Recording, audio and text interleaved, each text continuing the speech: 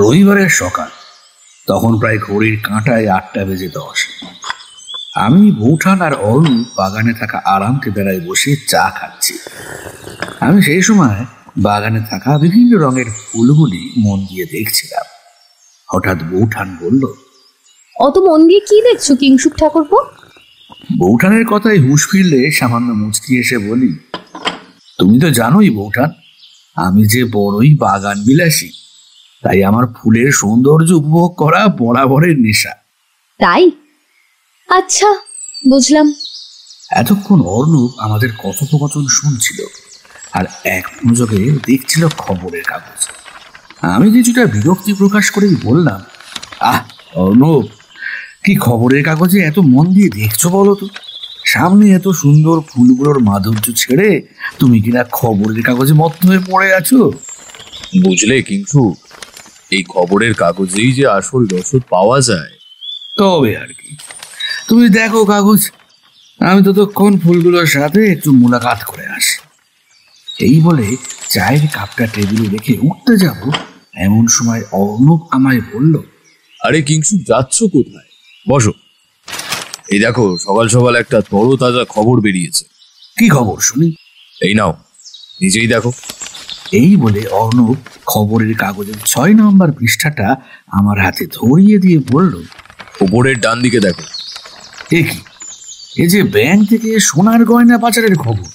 সে কি কথা? ব্যাংক থেকে সোনার গয়না পাচার কাণ্ড?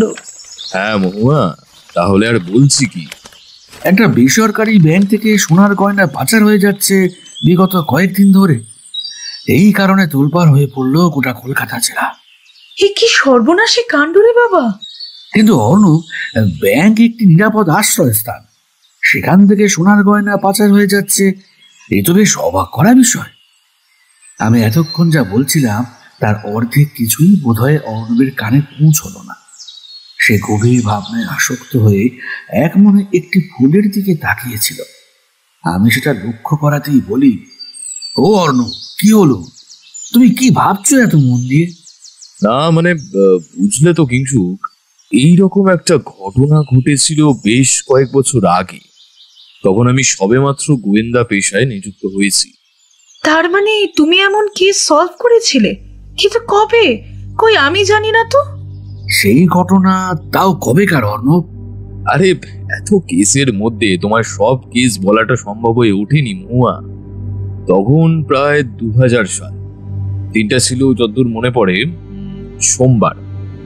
প্রতিদিনের মতোই সেদিনও আরাম কেদারায় বসে খবরের কাগজ দেখতে দেখতে চা খাচ্ছিলাম আমি আর সুভাষ। সুভাষ তখন আমার অ্যাসিস্ট্যান্ট ছিল, কিন্তু অ্যাসিস্ট্যান্টের থেকেও বড় ছিল আমার কাছের বন্ধু। আমরা একসাথে একটি খুন হওয়া নিয়ে টুকটাক কিছু কথা বলছিলাম। তখন কিপ্যাড ফোন বাজারে এলেও টেলিফোনের চল থেকে গিয়েছিল। টেলিফোন বিলুপ্ত হয়ে যায়নি তখন। যাই হোক, আসল কথায় আসি। ঠিক ওই সময় টেলিফোনটা বেজে উঠল। টেলিফোনটা তুলে আমি বলেছিলাম, হ্যালো, কে বলছেন? ওপাশ থেকে উত্তর এলো, নমস্কার, আমি কলকাতা পুলিশ অফিসার দিব্যেন্দু সেন বলছি। হ্যাঁ বলুন। আপনি নিশ্চয়ই ইতিমধ্যে খবরের কাগজ মারফত জেনে গেছেন যে কলকাতা শহরের প্রাণকেন্দ্রে একটি খুন হয়েছে। হ্যাঁ অবশ্যই, আমি দেখেছি কাগজ। আপনার সাথে আমার এই বিষয়ে কিছু কথা আছে। হ্যাঁ, তা আপনি আমার বাড়িতে চলে আসুন, তারপর সামনাসামনি পরিষ্কার করে সব বলবেন। আচ্ছা, তাই হবে। আমি মিনিট 15-র মধ্যেই আপনার বাড়িতে পৌঁছচ্ছি। যেই কথা সেই কাজ। ঠিক 15 মিনিট পর পুলিশ অফিসারের একটি গাড়ি ঢুকলো অর্ণব রায়ের বাড়ি। অফিসার দিব্যেন্দু সেন তড়িঘড়ি করে এসে বসলো চেয়ারে, হাফ ছেড়ে বলল, আপনি এই কেসটি দেখুন অর্ণববাবু। আমার উপর এই কেসের ভার পড়েছে, কিন্তু আমি কোনো কিছুই বুঝে উঠতে পারছি না। আপনি এত উত্তেজিত হবেন না দিব্যেন্দুবাবু। এনে জল খান আর শান্ত হয়ে বসুন আর বলুন কি হয়েছে। অর্ণব জলের গ্লাসটা ওনার দিকে এগিয়ে দিলে উনি জল খেয়ে গ্লাসটি রেখে বললেন, কলকাতার প্রাণকেন্দ্রে একটি নৃশংস খুন ঘটে গেছে। সেটি হলো বিধাননগর স্টেশনের কাছের একটি গলিতে।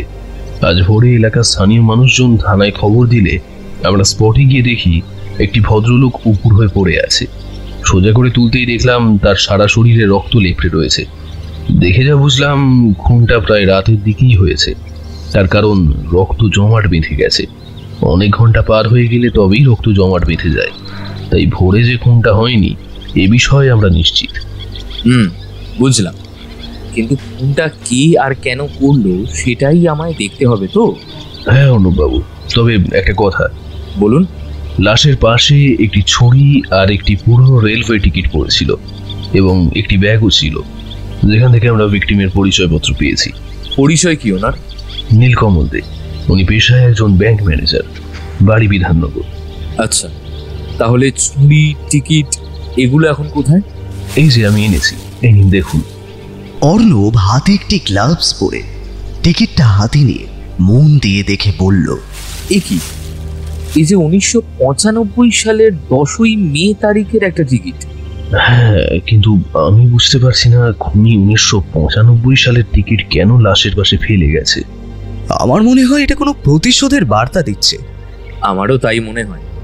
তা না হলে কোনো পুরনো সালের টিকিট রাখবে কেন খুনি? আর ছুরিটা পরীক্ষা করতে পাঠিয়েছেন তো? যদি কোনো ফিঙ্গারপ্রিন্ট পাওয়া যায় তাহলে আমাদের তদন্ত করতে আরো সুবিধে হবে। হ্যাঁ, আমি পাঠিয়েছি, আর বডিও পোস্টমর্টমে চলে গেছে। এখন শুধু রিপোর্টের অপেক্ষায়। রিপোর্ট বেরোনো অবধি অর্ণব কেস নিয়ে কিছু নাড়াঘাটা করছিল। তখন বেশ সন্ধ্যা হয়েছে। ঠিক তখনই জানা যায় নীলকমল বাবু যে ব্যাংকে চাকরি করতেন সেই ব্যাংক থেকে বেশ কিছু সোনার বার নিখোঁজ। তোলপাড় হয়ে যায় ব্যাংক এবং তোলপাড় করে দেয় সেই ব্যাংকে রক্ষিত সোনার বার রাখা স্যাকরারা। কলকাতায় থাকা বড় বড় সোনার গহনার শোরুমের মালিকরা সোনার বার নিরাপদে সংরক্ষিত রাখার জন্য ব্যাংককে একমাত্র আশ্রয় পথ স্থান হিসাবে বেছে নেয়। কিন্তু সেই ব্যাংক থেকে যদি সোনার বার নিখোঁজ হয়ে যায়, পাচার হয়ে যায়, তখন তারা তোলপাড় করে দেয় পুরো কলকাতা। এরই মধ্যে পুলিশ অফিসার দিব্যেন্দু সেনের ফোন আসে এবং অর্ণব জানতে পারে খুনটি ছুরি দ্বারাই হয়েছে এবং বুকে সেই ছুরি সজোরে গাঁথা হয়েছিল, যার ফলে মৃত্যু হয়। আর ছুরিটা পরীক্ষা করে জানা যায় তাতে কোনো ফিঙ্গারপ্রিন্ট নেই। তবে আশ্চর্যের বিষয়, ছুরিতে সোনার বারের গুঁড়ো পাওয়া গেছে। ফোন রাখার পর অর্ণব বেশ চিন্তিত হয়ে পড়ে। বলে, বুঝলে সুভাষ, ছুরি বা টিকিট কোনো কিছুতেই হাতের চিহ্ন নেই, তবে সোনার বারের গুঁড়ো লেগেছে। তার মানে হয়তো খুনি গ্লাভস পরে সেগুলো রেখেছে। হ্যাঁ, কিন্তু তার থেকেও বড় বিষয় হলো ছুরিতে সোনার বারের গুঁড়ো কেন লাগানো হয়েছে? তাহলে এটা কি খুনি ক্লু হিসেবে করছে? হ্যাঁ, এছাড়া তো অন্য কিছু মনে হয় না। তাহলে এবারে আমাদের প্রমাণ জোগাড় করতে হবে, কি তাই তো? অবশ্যই, প্রমাণ তো জোগাড় করতেই হবে। কিন্তু প্রথম কোথা থেকে শুরু করব আমরা? নীলকমল বাবুর পরিচয়পত্র জেনে বাড়ি যাও। পরদিন সকালে অফিসার, আমি ও অর্ণব যাই নীলকমল দের বাড়ি।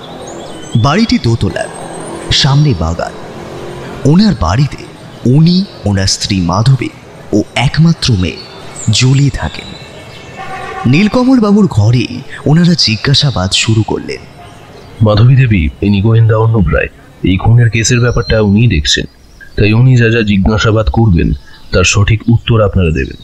হ্যাঁ, অবশ্যই। আমি আমার স্বামীর খুনের কারণ জানতে ও সঠিক বিচার চাই। তার জন্য আমি সবকিছু করতে রাজি। নমস্কার, আপনি শান্ত হন মাধবী দেবী। দয়া করে উত্তেজিত হবেন না। শান্ত মাথায় আমি যা জিজ্ঞেস করছি তার উত্তর দিন। আমি কথা দিচ্ছি আপনার স্বামীর খুনের বিচার হবেই। আমি এই কথাটা জিজ্ঞাসা করলাম যেদিন নীলকমল বাবুর খুন হয়, সেদিন সারাদিন উনি কি কি করেছেন এবং কোথায় কোথায় গেছেন। তার উত্তরে মাধবী দেবী কেঁদে বললেন, আপনারা তো জানেন উনি ব্যাংক ম্যানেজার, এছাড়া খুব বাগান ভালোবাসতেন। তাই সকালে বাগানের পরিচর্যা করে তৈরি হয়ে ব্যাংকে গিয়েছিলেন। কিন্তু ব্যাংক ছুটি হয় সাধারণত 5টার মধ্যে, তাহলে উনি অত রাত অবধি কোথায় ছিলেন? উনি তারপরে ক্লাবে গেছিলেন, রোজই প্রায় ছুটির পর ওখানেই যান, তাই সেদিনও। কোন ক্লাবে উনি যেতেন? Bidhannagar street club. ওখানেই উনি বেশ কিছুক্ষণ সময় কাটান, তারপর বাড়িতে আসেন। আচ্ছা, আপনার কি কাউকে সন্দেহ হয়? না, তেমন কাউকে আমার তো সন্দেহজনক বলে মনে হয় না। আর জুলি, তোমার?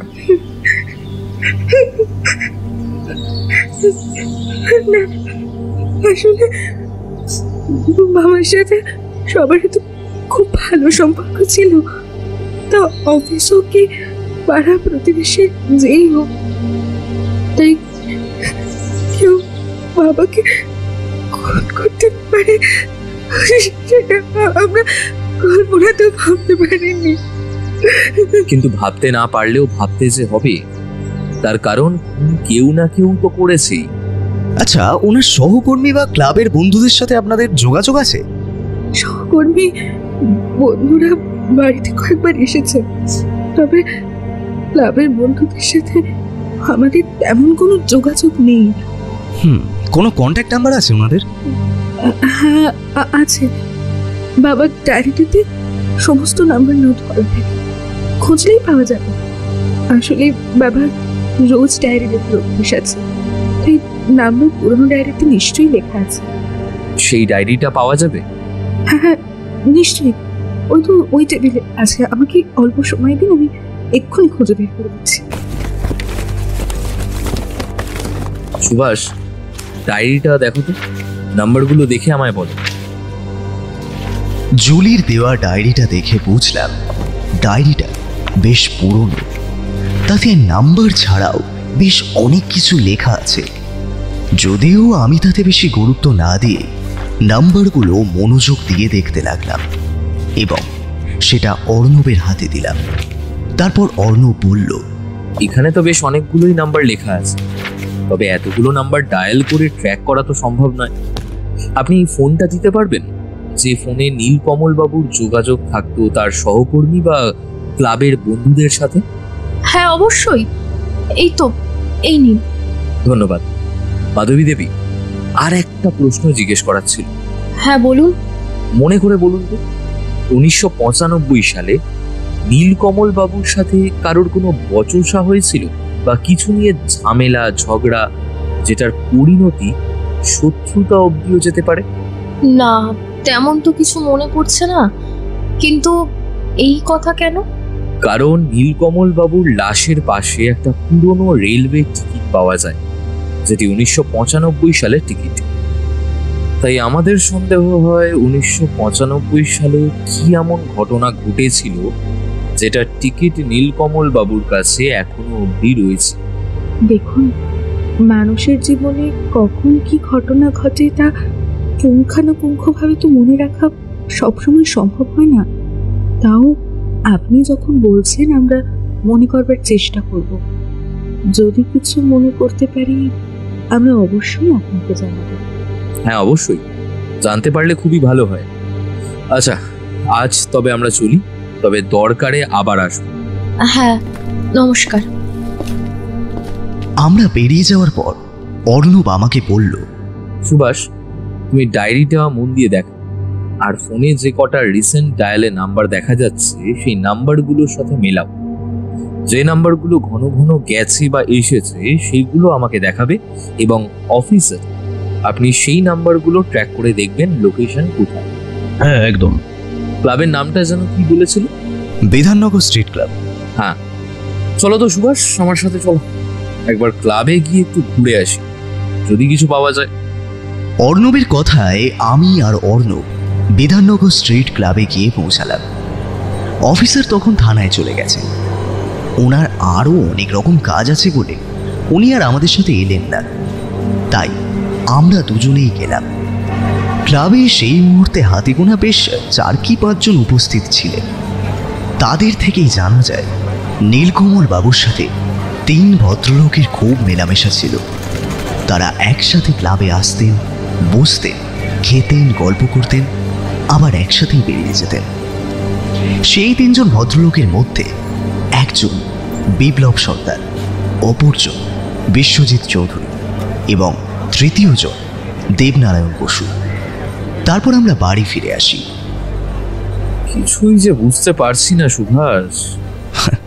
সবে তো শুরু, দাঁড়াও, এখনো অনেক বাকি। হ্যাঁ, তাজা বলেছ। তবে তুমি ডায়েরিটা দেখেছো তো? না, দেখা হয়নি, তবে চিন্তা করো না, আমি এক্ষুনি দেখছি। তারপর আমি ডায়েরিটা খুলে দেখি, ডায়েরিটাতে তাও বেশ 50 খানেক নাম্বার আছে। তাই সাথে সাথে জুলির দেওয়া ফোনটা হাতে নিয়ে কল লিস্টটা খুলে মেলাতে শুরু করলাম। কিন্তু দেখলাম ফোনে বেশ 50 খানিক নাম্বারের মধ্যেও 3টে নাম্বার খুব ঘন ঘন কল লিস্টে দেখা গেছে, যেগুলির মধ্যে একটা ওনার পরিবারের কারুর নাম্বার নয়। সেগুলোই আমি অর্ণবকে দেখাতে অর্ণব বলে, পরিবারের নাম্বার নয়, তার মানে নিশ্চিত এই নাম্বারগুলো ওনার সহকর্মী বা বন্ধুদের মধ্যে কারোর হবে। অফিসার, আপনি নাম্বারগুলো ট্র্যাক করে লোকেশন বার করুন ইমিডিয়েট, ঠিক আছে? অ্যান্ড এদের বাড়ি যেতে হবে।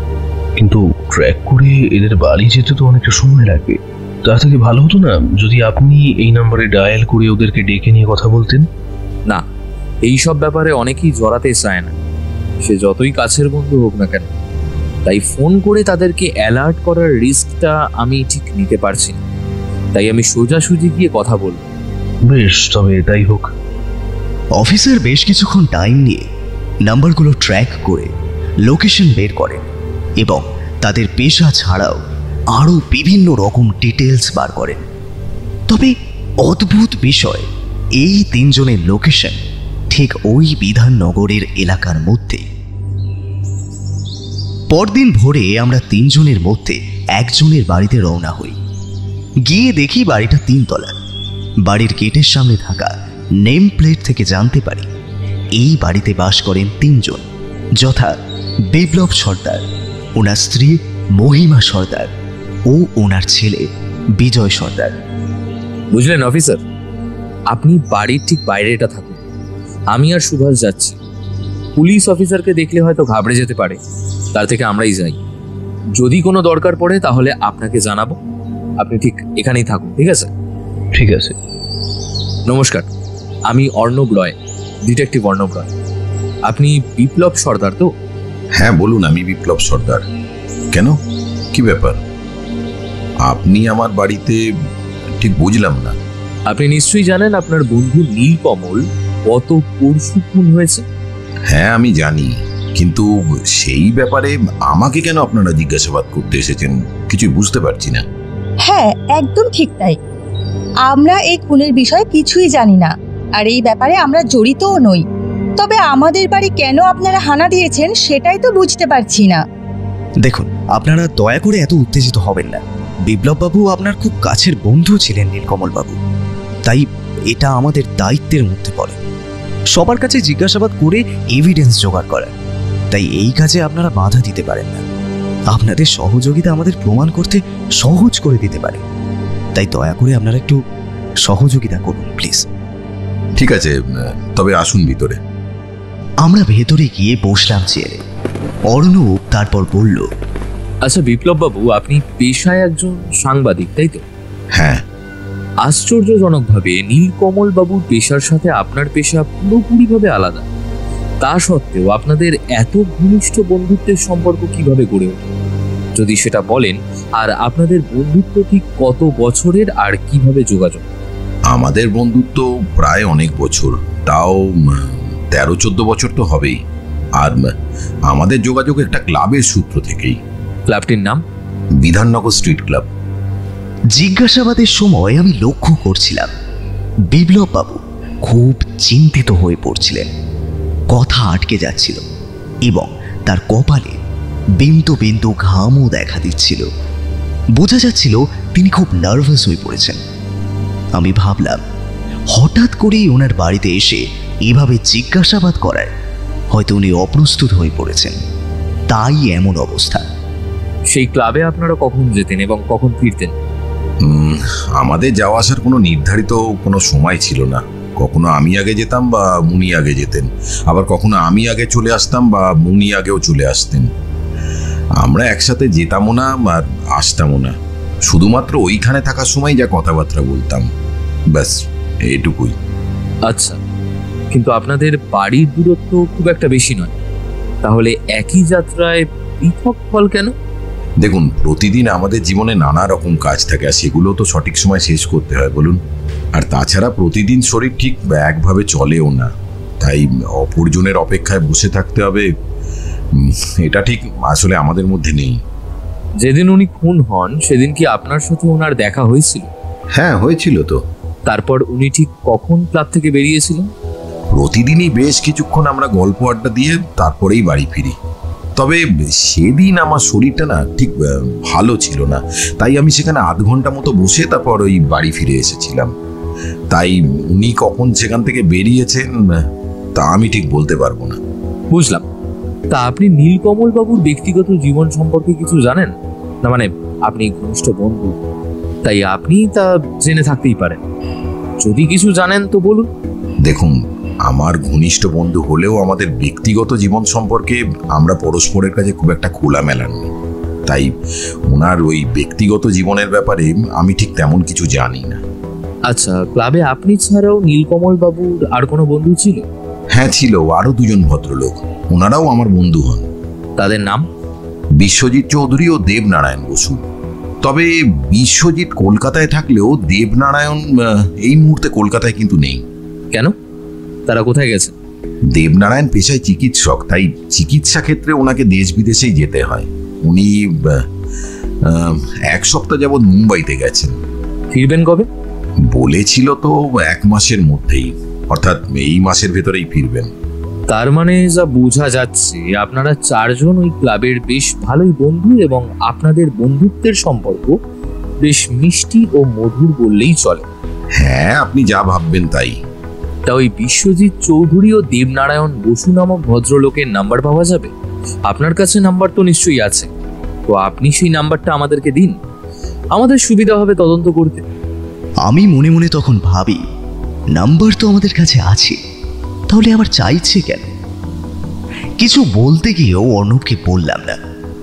ভাবলাম হয়তো দুটো নাম্বার এক কিনা সেটা চেক করবে বলেই হয়তো চাইছে। হ্যাঁ ঠিক আছে, দিচ্ছি নম্বর। এই বলে বিপ্লববাবু তার পকেট থেকে ফোনটি বের করে নাম্বার দুটি অর্ণবকে দেন। ধন্যবাদ। আর হ্যাঁ, আরেকটা কথা, আমি আপনার বাড়ির গেটের সামনে নেম প্লেটে দেখলাম আপনার ছেলের নাম আছে। তা আপনিও আপনার স্ত্রীকে দেখতে পেলেও ছেলেকে দেখতে পেলাম। ছেলে কোথায়? হ্যাঁ ছেলে আছে তো, তবে ও এখানে থাকে না, ও লেখাপড়ার জন্যই ব্যাঙ্গালোরে থাকে। আর আপনি দয়া করে আমার ছেলেকে এই বিষয়ে কোনো টানাটানি করবেন না। বুঝতে পারছেন তো, বাচ্চা ছেলে পড়াশোনার জগতে থাকে। আমি চাই না এই বিষয়ে আমার ছেলের জীবনে এইভাবে কোনোভাবে জড়িত হোক। সে ঠিক আছে, আমরা যথাসম্ভব চেষ্টা করব আপনার ছেলেকে এই কেসে না জড়াতে। তবে আজ আমরা চলি, দরকার পড়লে আপনার সাথে আবার আমরা যোগাযোগ করব। নমস্কার। তারপর আমরা বাড়ি ফিরি। আমি অর্ণবকে বলি, আচ্ছা অর্ণব, দেখেছো একটা জিনিস, বিপ্লব সর্দার কিন্তু একটা মিথ্যে কথা বললেন, তুমি কি সেটা বুঝতে পেরেছো? হ্যাঁ, তা আবার বুঝতে পারবো না? হয়তো উনি ভেবেছেন একসাথে যাতায়াতের কথাটা বললে আমরা আরো চেপে ধরবো ওনাকে, তাই মিথ্যে কথা বলে কাটিয়ে দিল। দেবনারায়ণ কলকাতায় না থাকায় তার সাথে ফোনে কিছু কথা হয়েছে, তবে সেই জিজ্ঞাসাবাদ থেকে তেমন কিছু সুরাহা করা যায়নি। এভাবেই তদন্ত করতে করতে বেশ 1 সপ্তাহ মতো কেটে গেল। আবারও একটি টেলিফোন কলে। কলটি আর কারণ নয়, অফিসার দিব্যেন্দু সেনের। এবং সেই ফোনে আসা কল থেকে জানা যায় আবারও কলকাতার প্রাণ কেন্দ্রে বিধাননগর স্টেশনের কাছে একটি গলিতে আরও একটি নৃশংসভাবে খুন হয়েছে। খুনের ধরন এক এবং একই রকমভাবে ছুরি ও 1995 সালের টিকিট পাওয়া যায়। এছাড়াও ছুরিতে সোনার বারের গুঁড়োও পাওয়া যায়। মৃত্যুর একদিন পরে পোস্টমর্টেম রিপোর্ট অনুযায়ী জানা যায় একইভাবে বুকের মধ্যে সজোরে ছুরি গাঁথা হয়। আর একটা আশ্চর্যজনক ব্যাপার হলো, এই মৃত্যুটি যার ঘটেছে তিনি আর কেউ নন, নীলকমল বাবুর বন্ধু স্বয়ং বিপ্লব সর্দারের।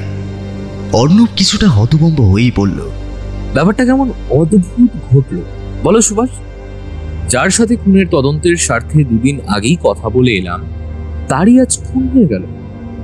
না না না না না সুভাষ, আমার মনে হয় তদন্তের ক্ষেত্রে যে দিকটা নিয়ে ভাবা বা দেখা দরকার সেদিকটা আমরা দেখছি না। এর মধ্যেই অফিসার বাড়িতে উপস্থিত হলেন। তার কারণ, আমাদের তিনজনের একসাথে বিপ্লব সরকারের বাড়ি যাওয়ার কথা ছিল। তাই এসে উনি কিছুটা নার্ভাস হয়ে বললেন, কি করছেন অর্ণববাবু? কলকাতার প্রাণকেন্দ্রে 2 সপ্তাহের মধ্যে 2টো খুন হয়ে গেল। এখনো পর্যন্ত আমরা না তো কোনো এভিডেন্স, না তো কোনো ক্লু, কিছুই খুঁজে বার করতে পারলাম না। কি হবে এবার বলুন তো? আমরা এর মধ্যে যদি কোনো প্রমাণ বা তথ্য খুঁজে বের করতে না পারি, তাহলে আমার চাকরি যাওয়া থেকে যে কেউ আটকাতে পারবে না, এটা আমি নিশ্চিত। আমি বুঝতে পারছি আপনার চিন্তা করাটাই স্বাভাবিক, তবে এই মুহূর্তে আমাদের মাথা ঠান্ডা রেখেই এগোতে হবে।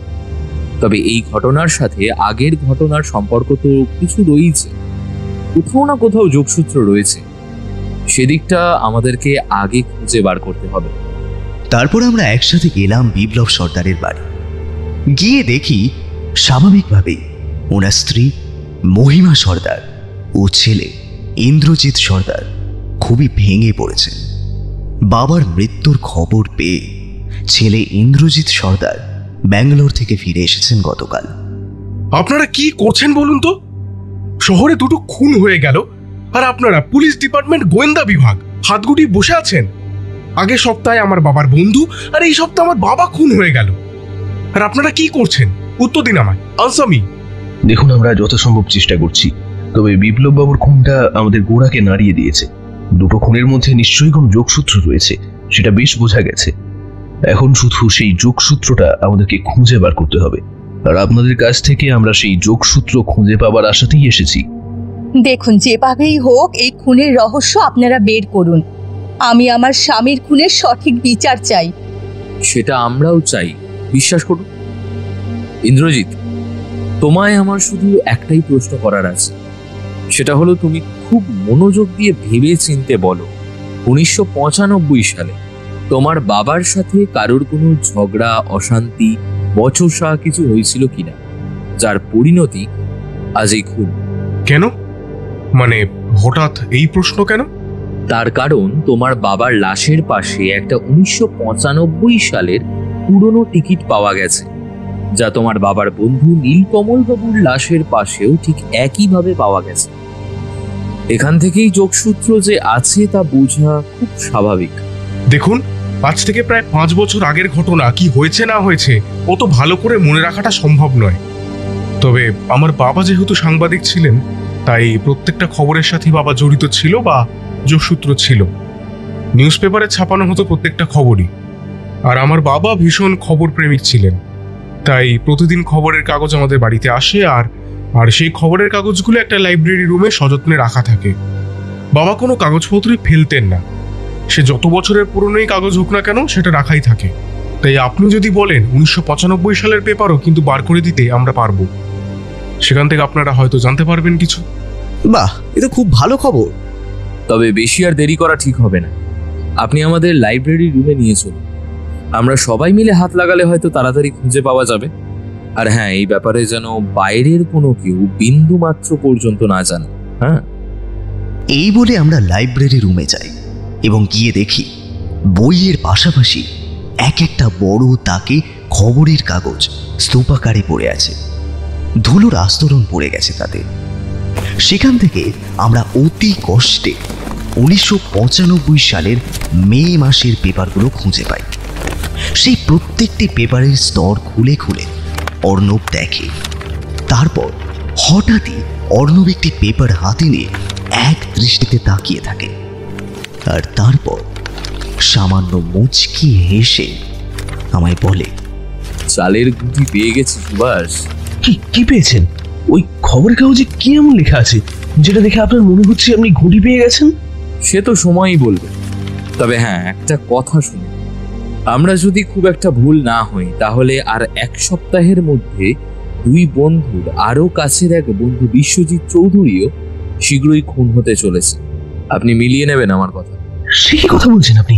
তাহলে তো আমাদেরকে ইমিডিয়েট ব্যবস্থা নিতে হবে। আমাদেরকে যে করেই হোক খুনটা আটকাতেই হবে। প্রতিশোধ যে একটা আগুন, মিস্টার সেন, সে আগুন দাউ দাউ করে জ্বলে। প্রতিশোধের আগুনকে জল দিয়ে দমিয়ে রাখা যায় না। তবে আমরা প্রাণপণ চেষ্টা করব বাঁচানো, তারপর দেখা যাক কি হয়। খবরের কাগজটি অর্ণব নিজের কাছেই রেখে দেয়। আমাকে বা অফিসারকে ইন্দ্রজিতের সামনে দেখায় না। আমরাও নিজে যেচে দেখতে চাই না। তার কারণ আমরা জানি অর্ণব যদি কিছু লুকিয়ে রাখার চেষ্টা করে তা কেসের মঙ্গলের জন্যই। আমাদেরকে জানানো প্রয়োজন হলে সে ঠিকই আমাদের জানাবে, তাই আর আমরা আগ্রহ দেখাই না। আপনি দয়া করে বলুন কি পেয়েছেন। সেটা সময় এলেই জানতে পারবেন। আজ আমরা চলি। আর হ্যাঁ, সাহায্য করার জন্য ধন্যবাদ। এই বলে অর্ণব বেরিয়ে যাওয়ার সময় একবার থমকে দাঁড়িয়ে লাইব্রেরি রুমে থাকা টেবিলে একটি ডায়েরি দেখে জিজ্ঞাসা করেন, আচ্ছা ইন্দ্রজিৎ, তোমার বাবার কি ডায়েরি লেখার শখ ছিল? না, যতদূর জানি তেমন তো কোনো শখ বাবার ছিল না। ও আচ্ছা, ঠিক আছে, আমরা চলি। বিপ্লব সর্দারের বাড়ি থেকে বেরিয়ে আমি আর অফিসার কিছু কথাবার্তা বলছিলাম। সেই কথোপকথনে যদিও অর্ণবের তেমন কোনো মনোযোগ ছিল না। তারপর হঠাৎ অর্ণব বলল, এই সুভাষ, তুমি একটা কাজ করতে পারবে? হ্যাঁ নিশ্চয়ই, বলো কি কাজ। কাল সকালে তুমি একবার নীলকমল বাবুর বাড়িতে গিয়ে ডায়েরিগুলো দেখতে পারবে। তার মধ্যে কোনো 1995 সালের ডায়েরি পাওয়া যায় কিনা? সে পারবো, কিন্তু হঠাৎ ডায়েরি কেন? আহা, ভুলে গেলে সুভাষ, ওনার মেয়ে জুলি বলেছিলেন তো যে নীলকমল বাবুর ডায়েরি লেখার অভ্যেস আছে। হ্যাঁ, একদম ঠিক ধরেছেন অফিসার। যার ডায়েরি লেখার অভ্যেস থাকবে সে প্রতিদিন না হলেও তার জীবনে ঘটে যাওয়া বিশেষ ঘটনা লিখবেই। তার সেখান থেকেই কিছু ক্লু আমরা পেতে পারি।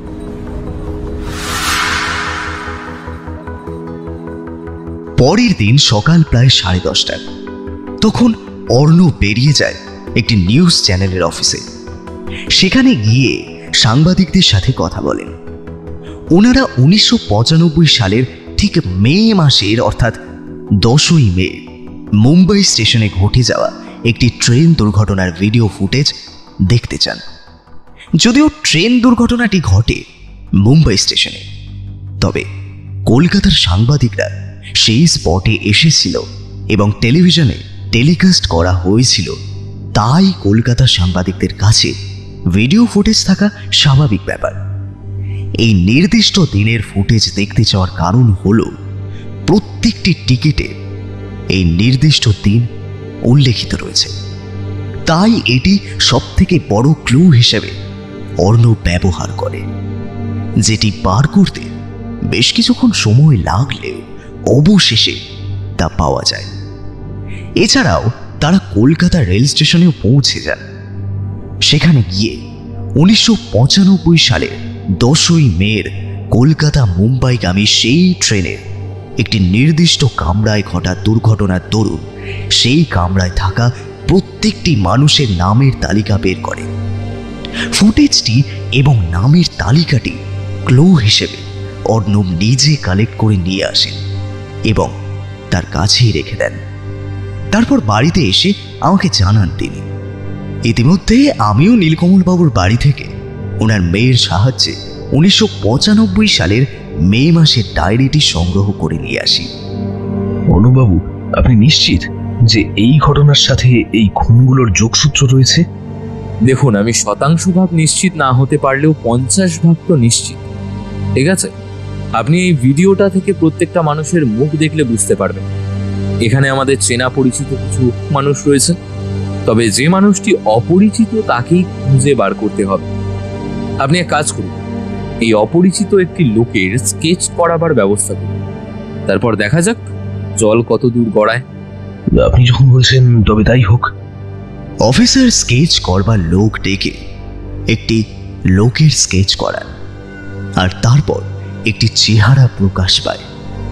যত সম্ভব সেই চেহারার সাথে আমাদের কারোর কোনো পরিচয় ছিল না। অর্ণববাবু, এই হলো ফাইনাল স্কেচ। হ্যাঁ অফিসার, দিন। অর্ণব স্কেচটা মন দিয়ে দেখে এবং অফিসারকে বলে, অফিসার আপনি ফোর্স লাগিয়ে খোঁজ করুন, এই রকম দেখতে কাউকে খুঁজে পাওয়া যায় না। কিন্তু এত বড় পৃথিবীতে এই একটা মানুষকে খুঁজতে আমরা কোথায় ফোর্স পাঠাবো? না মানে নির্দিষ্ট কিছু এলাকার মধ্যে জানলে তবু সুবিধা হতো, নয়তো আমাদের পক্ষে অনেকটা কঠিন হয়ে যাবে খুঁজে বার করতে।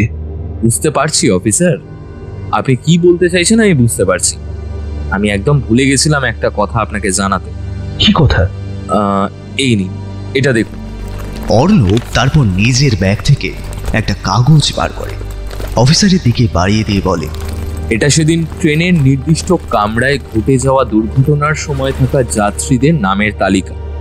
ট্রেনটি মুম্বাই থেকে কলকাতাগামী হওয়ার জন্য টিকিট বুকিং করার নিয়ম অনুযায়ী যাত্রীর নাম সহ বিভিন্ন তথ্য দেওয়া থাকে। এখানে দেখুন যাত্রীদের ঠিকানা, ভোটার নাম্বার ও ফোন নাম্বার আছে।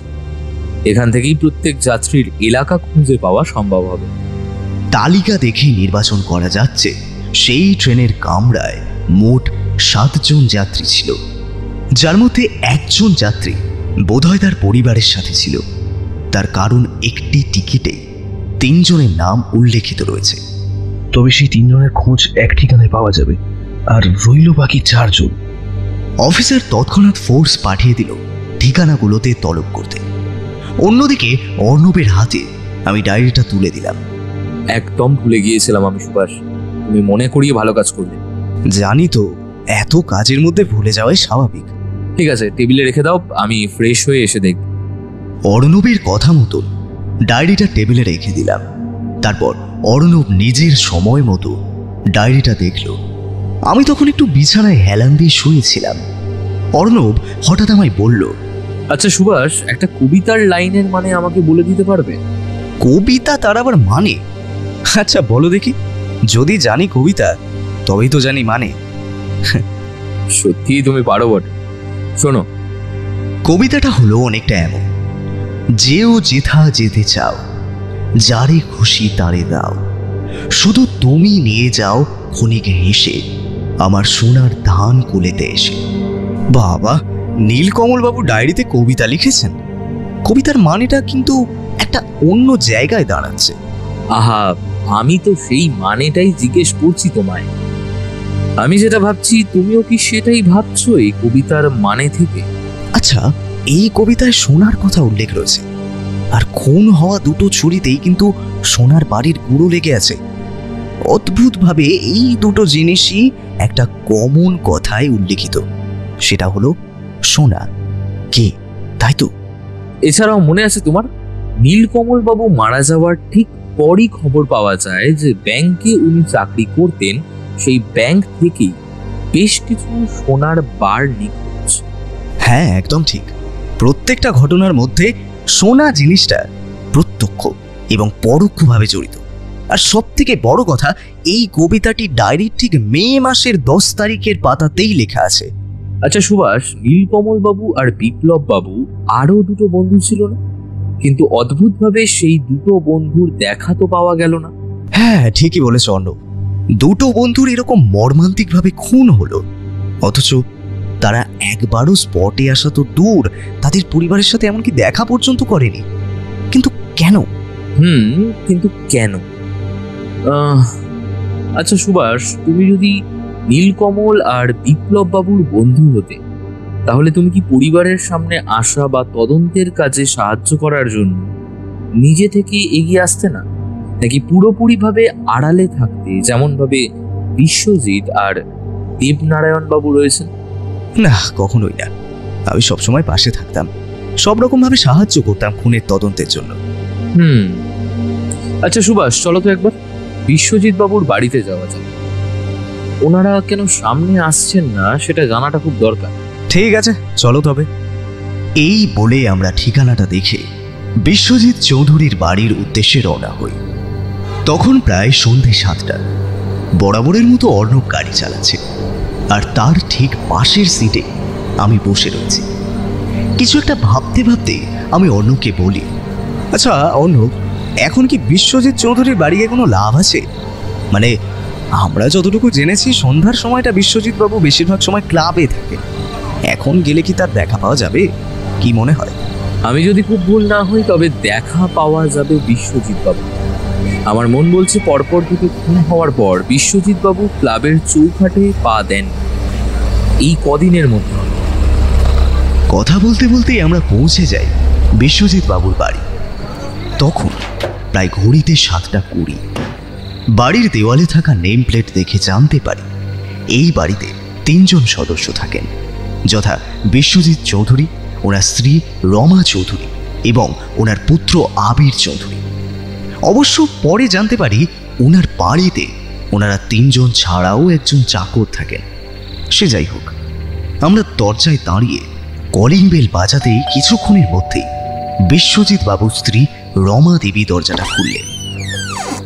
আপনারা কারা? ঠিক চিনতে পারলাম না তো। আমি ডিটেকটিভ অর্ণব রায়, গোয়েন্দা ডিপার্টমেন্ট থেকে এসেছি। বিশ্বজিৎ চৌধুরী বাড়িতে আছেন? হ্যাঁ আছেন, কিন্তু আপনারা ওনাকে কেন খুঁজছেন সেটা বুঝতে পারছি না। বুঝবেন, সব বুঝবেন।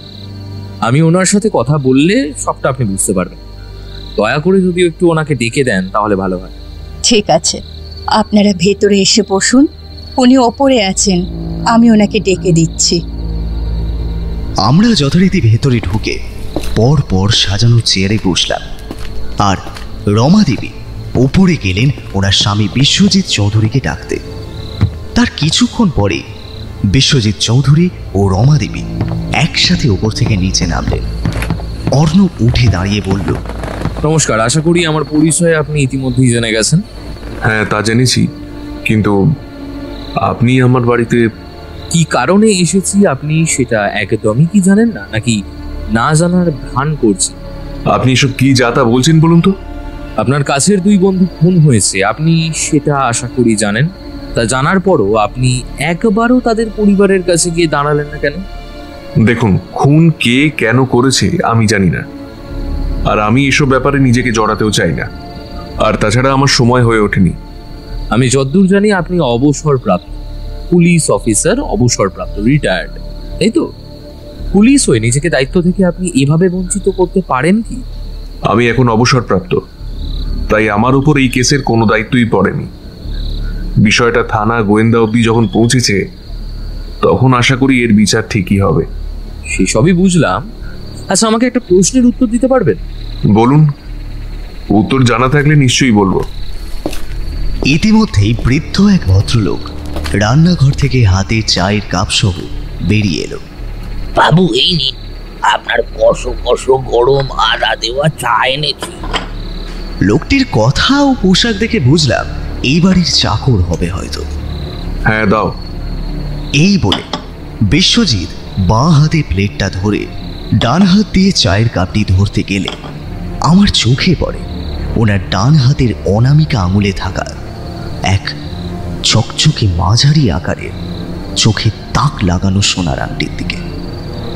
আমি অর্ণবের পাশেই দাঁড়িয়ে থাকায় অর্ণবের হাতের জামায় টান দিতে অর্ণব আমার দিকে তাকালে আমি ইশারায় দেখাই বিশ্বজিৎ বাবুর হাতে থাকা ওই আংটিটা।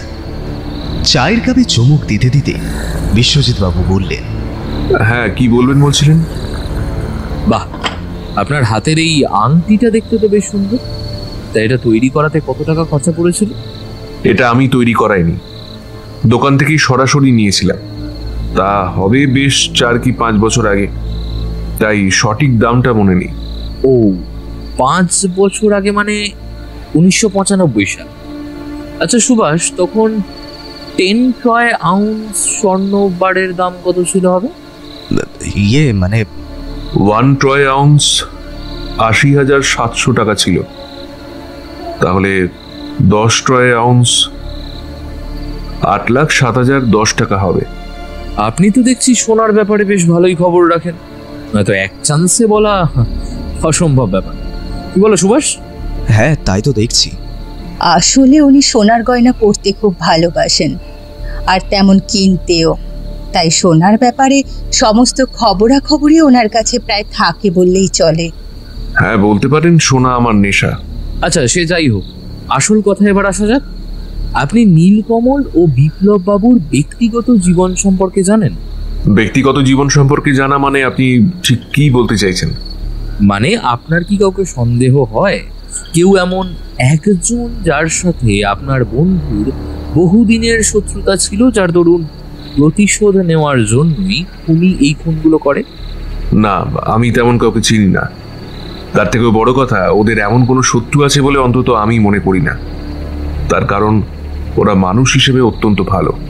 আচ্ছা, তবে আজ চলি। হ্যাঁ, দরকার হলে আবার আসবো। আর হ্যাঁ, আপনি পারলে এখন বাড়িতেই থাকুন, বাইরে খুব একটা বেরোবেন না। বেরোলেও কাউকে সঙ্গে নিয়ে বেরোবো না? কিন্তু কেন? আমি কারণ বলতে পারবো না, তবে আপনার ভালোর জন্যই বলছি। এবার আপনি ভেবে দেখুন কি করবেন।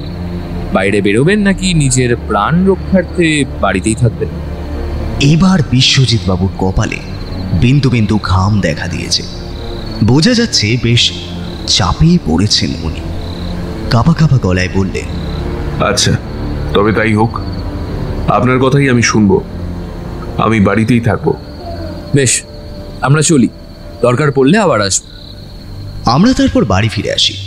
আমি কিছুটা কৌতূহলবশতই অর্ণবকে জিজ্ঞাসা করি, আচ্ছা অর্ণব, একটা মানুষের যতই সোনার নেশা থাকুক না কেন, তা বলে 5 বছর আগে সোনার ট্রয় আউন্স কত সেটা পুঙ্খানুপুঙ্খভাবে কিভাবে মনে থাকতে পারে?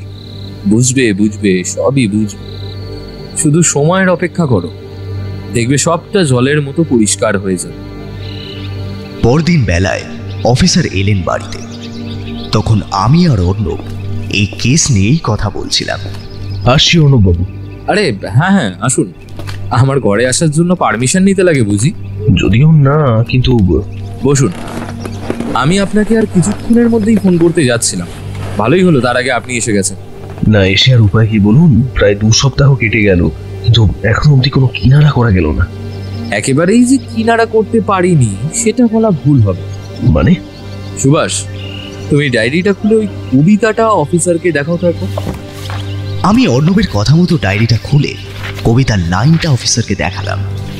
অফিসার লাইনটা খুব মন দিয়ে পড়লেন, তারপর বললেন, অর্ণববাবুর কবিতার লাইনের সাথে এই খুনের সম্পর্কটা কি? যেও যেথা যেতে চাও, যারে খুশি তারে দাও, শুধু তুমি নিয়ে যাও ক্ষণিক হেসে আমার সোনার ধান কুলেতে এসে। এর মানেটা অনেকটা এমন দাঁড়ায়, তুমি যেখানে খুশি যাও, যাকে খুশি দাও, কিন্তু তুমি কুলেতে এসে সোনা নিয়ে যাও। এছাড়াও বিশ্বজিৎ চৌধুরী কোনো কিছু মনে না করেই এক চান্সে বলে দেন, আজ থেকে 5 বছর আগে সোনার বার 1 ট্রয় আউন্স বাজার দর 80,700 টাকা ছিল। তাহলে 10 ট্রয় আউন্স 8,07,010 টাকা হবে। একটা মানুষ যার যতই সোনার নেশা থাকুক না কেন, কেউ এইভাবে সঠিক দাম এক চান্সে বলে দিতে পারে না, যদি না সে সেই দামের সাথে জড়িত থাকে। এছাড়াও 2টো খুনের ছুরিতে সোনার বারের গুঁড়ো পাওয়া গেছে। আর সব থেকে বড় কথা, ডায়েরিতে এই কবিতাটির লাইনটি ঠিক টিকিটে থাকা 10ই মে তারিখ অনুযায়ী ডায়েরির পাতায় 10ই মে তারিখেই লেখা রয়েছে। তার মানে অর্ণব, এই সমস্ত কিছু যোগ করলে ফল দাঁড়াচ্ছে যে সোনার বার নিয়ে পুরোপুরি ঘটনাটা, যার মধ্যে এরা 3 জন জড়িত ছিল। 4 জন জড়িত ছিল সেটা তো না হয় বুঝলাম, কিন্তু খুনি তো এরা 4 জন নয়। তাহলে খুনি কে? আপনি ফোর্স পাঠিয়ে খোঁজ নিয়েছেন? টিকিটে থাকা 7 জনের মধ্যে 4 জন নীলকমল বাবু, বিশ্বজিৎ বাবু, বিপ্লব বাবু, দেবনারায়ণ বাবু বাদ দিলে আর একজন থাকছে, যার টিকিটের মধ্যে আরো 2 জনের নাম অন্তর্ভুক্ত রয়েছে। সুতরাং তারা 2 জন ওই মানুষটির আত্মীয়। আপনি তার বাড়িতে ফোর্স পাঠিয়েছিলেন খোঁজ নেওয়ার জন্য? হ্যাঁ, গেছিল ফোর্স অনুযায়ী রিপোর্টও এসেছে। ওনার পরিচয়পত্রে থাকা ঠিকানায় উনি এখন আর থাকেন না। উনি গত মাসে এই বাড়িটি বিক্রি করে অন্য জায়গায় চলে গেছেন। তাহলে এখন ওখানে কারা থাকে? এখন ওই বাড়িতে নতুন এক পরিবার থাকে, তাদের কাছ থেকেই খোঁজ নিয়ে জানা গেছে 1 মাস আগে ওনারা এই বাড়িটি অনিল রায়ের কাছ থেকে কেনেন। আর কিছু জানতে পারা যায়নি? হ্যাঁ, জানা গেছে এই অনিল রায় নামক ব্যক্তিটির পরিবার বলতে কেউ ছিল না। তিনি একা এই বাড়িতেই থাকতেন। তাই কিছু ব্যক্তিগত সমস্যার কারণে তিনি এই বাড়িটি বিক্রি করতে চেয়েছেন, আর উনি বাড়িটি কিনেছেন। এছাড়াও তিনি পেশায় একজন নাকি বিজনেসম্যান ছিলেন, যদিও কিসের বিজনেস সেটা তিনি জানতেন না। আর ওনার পরিবার নেই বলতে ঠিক বুঝলাম না। এইখানেই তো রয়েছে আসল মজা। অনুবাবু, আপনার ছোড়া ঢিল কিন্তু ঠিক জায়গাতেই পড়েছে। বাড়িটি যিনি কিনেছেন তিনি এ ব্যাপারে সঠিক তথ্য দিতে না পারলেও আমরা সেই বাড়ির ঠিক পাশের বাড়িটায় জিজ্ঞাসাবাদ করে জানতে পেরেছি যে প্রায় 5 বছর আগে এক ট্রেন দুর্ঘটনায় মারা গেছে ওনার স্ত্রী এবং সন্তান। ঠিক ট্রেন দুর্ঘটনা নয়, বরং বলা যেতে পারে ওনার স্ত্রী এবং সন্তানকে খুন করা হয়েছে। খুন? হ্যাঁ, খুন। একটি ট্রেনের কামরায় কোনো এক ঘটনার চক্রান্তে অনিল রায় ও তার স্ত্রী এবং সন্তান জড়িত হয়ে পড়ে, যার ফলে অনিল রায়ের 5 বছরের জেল হয় এবং ওনার স্ত্রী এবং সন্তান খুন হয়। কিন্তু ওনার জেলের সাথে খুনের কি সম্পর্ক? এই সম্পর্কটা প্রতিবেশী বলতে পারেননি, তাই তো? হ্যাঁ, একদম ঠিক। খুন বা জেল কেন হয়েছে সেসব বিষয়ে ওনারা আর কিছু জানেন না। যে বিষয়ে ওনারা জানেন না সেই বিষয় খুঁজে বার করাই যে আমাদের কাজ, বুঝলে সুভাষ? হ্যাঁ, সে তো বুঝলাম, কিন্তু উনি ওখানে না থাকলেও কোথাও না কোথাও তো রয়েছে। আমরা ধোঁয়াশা থেকে আরো গভীরতম ধোঁয়াশার দিকে এগিয়ে চলেছি, যেখানে স্পষ্টভাবে কিচ্ছু দেখা যায় না। তবে অনুবাবু, এত ধোঁয়াশার মধ্যেও কিন্তু একটা আলোর দিশা পাওয়া গেছে। আলোর দিশা? তা কেমন আলোর দিশা? প্রতিবেশীদের থেকে খবর নিয়ে জানা গেছে ওনার মা সন্ধ্যা দেবী নাকি জীবিত আছেন, কিন্তু উনি আবার এখানে থাকেন না, থাকেন মালদায় ওনার নিজস্ব পৈতৃক শ্বশুর বাড়িতে। আর প্রতিবেশী হওয়ার সুবাদে সন্ধ্যা দেবীর ফোন নাম্বার ওনাদের কাছে ছিল, যেটি আমার ফোর্স সংগ্রহ করে এনেছে। বাহ, খুব ভালো কাজ করেছে ফোর্সটা। তাহলে এখন আমাদের পরবর্তী পদক্ষেপ কি নেওয়া উচিত? সন্ধ্যা দেবীর ফোন নাম্বার ট্র্যাক করে লোকেশন জোগাড় করতে হবে এবং সেই লোকেশনে গিয়ে জাল পাততে হবে। মায়ের কাছে ছেলের খবর থাকবে না এই হতে পারে না। দুনিয়া ওলটপালট হয়ে গেলেও মা ঠিক ছেলের খবর রাখবেই, আর সেখান থেকেই আমাদের চালের গুটি সাজানো হবে। অর্ণবের কথা মতন ফোন নাম্বারটি ট্র্যাক করে লোকেশন জোগাড় করি। তার পরের দিন ফোর্স নিয়ে আমরা নিজেরা গেলাম মালদার একটি ছোট্ট গ্রামে, যেখানে সন্ধ্যা দেবীর পৈতৃক বাড়ি। ভাত পাতার জন্য আমাদের ওখানে থাকতে হবে, তাই বাড়ির পাশে অবস্থিত একটি বাড়িতে আইনি মারফত থাকার ব্যবস্থা করলাম এবং রটিয়ে দিলাম সেই বাড়িতে আমরা মালিকের আত্মীয় হয়ে এসেছি সুদূর বিদেশ থেকে। তাই মোটামুটি 1 মাস এই গ্রামের অতিথি হয়েই থাকব। বাড়িতে থাকার ব্যবস্থা পাকা হওয়ার পর খবর নেওয়া শুরু হলো সন্ধ্যা দেবীর পৈতৃক বাড়িতে ঠিক কতজন বা কে কে রয়েছে। খবর নিয়ে জানা গেল পৈতৃক বাড়িতে সন্ধ্যা দেবী ও তার একমাত্র বিশ্বস্ত চাকর রামু ছাড়া বর্তমানে আর কেউ থাকে না। আধুনিকতার যুগে সন্ধ্যা দেবীর ভাসুর দেওর যা সবাই নিজেদের কাজের সুবাদে শহরেই বসবাস করে, আর শ্বশুর শাশুড়ি গত হয়েছেন প্রায় অনেক বছর আগে। তাই পৈতৃক বাড়ি আঁকড়ে পড়ে রয়েছেন একমাত্র সন্ধ্যা দেবী ও তার দেখাশোনা করার দায়িত্বে রয়েছে তাদেরই বাড়ির বহু পুরনো বিশ্বস্ত রামু। একটি বহুতল বাড়িতে একা মানুষ বাস করে। একাকী জীবনে তার সাথে কথা বলার মানুষ নেই বললেই চলে। তাই সন্ধ্যা দেবীর একমাত্র কথা বলার সঙ্গী হয় পাশের বাড়ির প্রতিবেশী। সুখ দুঃখ সব কথাই বলেন সন্ধ্যা দেবীর সেই প্রতিবেশী বাড়ির একমাত্র বৌমা শ্যামলীর সাথে। সেই প্রতিবেশী শ্যামলী বৌদির থেকে জানা যায় অনিল অবিবাহিত জীবনে এই গ্রামের বাড়িতে মায়ের সাথে থাকলেও বিবাহিত হওয়ার পর চাকরির জন্য কলকাতায় থাকত। কলকাতায় অনিলের স্ত্রী এবং একটি কন্যা নিয়ে 3 জনের ছোট্ট সংসার ছিল, কিন্তু সেই সংসারে সুখ শান্তি বেশি দিন রইল না। 5 বছর আগে স্ত্রী এবং সন্তান খুন হয় একটি ট্রেনের কামরায় এবং পাচারকারী অপরাধে অনিলের জেল হয় 5 বছর। 5 বছর সশ্রম কারাদণ্ডে থাকার পর অনিল রায়ের মুক্তি হয়, কিন্তু মুক্তির পর সে তার পৈতৃক বাড়িতে ফেরে না এবং কলকাতার বাড়িটিও সে বিক্রি করে দিয়েছে, সাথে তার ব্যবসাটাও। বর্তমানে সে কোথায় আছে সেই বিষয়ে তার মা কিছুই জানে না। এত কিছু খবর জানার পর অর্ণব শ্যামলী বৌদিকে বলেন, বৌদি, এই কেস সলভ করার জন্য আপনাদের সাহায্য আমাদের খুব দরকার। আপনি এবং আপনার স্বামী যদি সাহায্য করেন তাহলে আমরা বড় উপকৃত হব। হ্যাঁ, অবশ্যই। আমরা আপনাদের থেকে এত বড় সত্যি জেনেছি। 2 মানুষ খুন হয়ে গেল, বাকি মানুষদের প্রাণ বাঁচানোর জন্য যদি আমাদের সাহায্য আপনাদের কোনো কাজে লাগে, আপনাদের সামান্যতম উপকার হয়, তাহলে আমরা নিশ্চয়ই সাহায্য করতে রাজি আছি। তবে কি জানেন তো, আমরা একা তো কিছু করতে পারবো না। সেই ক্ষেত্রে আমরা ফুল টিম ফোর্স আপনাদের পাশে আছি। আমাদের ইনস্ট্রাকশন মতো আপনারা শুধু কাজ করবেন এবং এর দরুন আপনারা আপনাদের প্রাপ্য মজুরি পাবেন। শ্যামলীর স্বামী রূপকবাবু রাজি হন। তিনি বললেন, হ্যাঁ বলুন, তাহলে আমাদের কি করতে হবে? যেভাবেই হোক আপনাদের জানতে হবে সন্ধ্যা দেবী কিভাবে অনিলের সাথে যোগাযোগ করে। হ্যাঁ, একদম ঠিক। তার কারণ যত যাই হোক না, মা ছেলের খবর জানে না এটা কখন হতে পারে না। নিশ্চয়ই কোনো যোগাযোগ তাদের মধ্যে রয়েছে, আর সেই গোপনীয়তাটাই আমাদের জানতে হবে। ঠিক ধরেছেন একদম। আচ্ছা শ্যামলী বৌদি, আপনি তো ওদের বাড়িতে প্রায়শই যান। আপনি কি ওদের বাড়িতে কোনো টেলিফোন আছে এমন কিছু লক্ষ্য করেছেন? হ্যাঁ, আছে তো একটা টেলিফোন।